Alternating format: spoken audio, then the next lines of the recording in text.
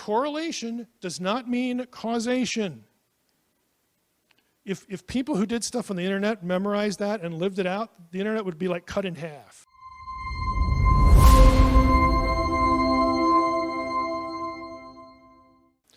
They'll say, well, the Bible's unique. It's from God. Okay. When two things are similar, it does not mean that those two things are the same or one thing came from the other. So go back to the flood stories. Well, let's pick a better example. Laws in the Old Testament. I actually got an email about 2 weeks ago of someone taking me to task, or they weren't directly taking me to task. They were asking the question, anticipating taking me to task. But it's like, I just read that somebody on the internet said that one of these laws, the laws about the Sabbath in the Torah, that this particular law came or can be found in Babylonia. So they're saying, you know, that invalidates that biblical law because it's not unique. What do you say? You know, and my answer was, oh, that person's right. There is a Babylonian parallel to it. But the key question is, why would that be? Just because the one from Babylon and the one from the Hebrew Bible is similar doesn't mean they're the same. And it doesn't mean one came from the other. It's a witch, okay? I mean, they're assuming cause and effect. Correlation does not mean causation. If people who did stuff on the internet memorized that and lived it out, the internet would be like cut in half, okay? And just dumped. There's so much terrible, flawed thinking online. Just that one simple thing, correlation does not mean causation, would go a long way. Of course, you would expect laws to be the same in the Hebrew Bible and Mesopotamia and Egypt, because they all live in the same region. They're all the same people, you know, culturally. They all have the same lifestyles. Some are urban, some are like goat herders, some live out in the fields, some are pastoral nomads. They're going to run into the same problems, and plus people are just fallen, okay? Somebody's going to steal your ox, whether you live in Mesopotamia or Israel. So let's have a law about that. Oh, one came from the other. It's like, you know, just face palm, okay? No. People who live in a common region, a common culture, are going to have similar laws because the same problems are present. How simple is that? But it's like it never occurs to anybody. And it's because we have been taught that since the Bible is the Word of God, like it dropped from heaven.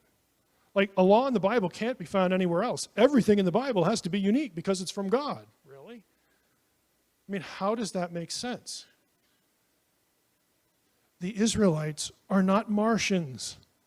Okay? They don't come from Venus. They didn't get their laws on Neptune. Okay? You know, they're earthlings and they all live in the ancient Near East. Okay? There's no reason to think that a law in the Torah cannot be similar to a law somewhere else of somebody living a couple hundred or even 1,000 miles away. Yes, absolutely. And he also would have known Akkadian well, which is actually the key. Akkadian was the lingua franca, just like English is today. It was the language of correspondence internationally. Mesopotamian laws were written in Akkadian. Moses probably had to read that stuff because he was a government official, and they probably made him read it in Akkadian school. Okay? This is what you're going to read today. Start translating, start transcribing. It's not the first time he's heard of it or seen it. And that goes across the board. For any literate scribe living in any era, if you hold that position, you must, it's part of your job description, you must deal with international correspondence and data, documents. This is part of your job. You are familiar with this material. Again, there's no magic to it. It's context. It's about how the question is framed. If you're not familiar with the context, you don't really know how to sort of, what angle, by which to approach the question, where it makes the most sense. So the solution isn't, well, let's just not do that context thing. Let's just talk about Jesus, and Jesus is obviously the focus. And you're going to hear a lot about Jesus in the 15 weeks here. But that's not the solution, to things like this. That's what liberals do. Well, they do, and the data are there, so is denying reality a fruit of the Spirit? In other words, you can pretend that the parallels aren't there. You can pretend that the Dead Sea Scrolls have nothing to do with the New Testament. You can pretend that all day long, because that's what liberals do. They have their heads in that stuff. Wouldn't it be nice if a Bible believer had their head in that stuff? Wouldn't that be a good idea? Wouldn't it be nice if you had somebody who realized that, we got a lot of data here and it's real, and I'm a Christian, so it kind of matters to be honest.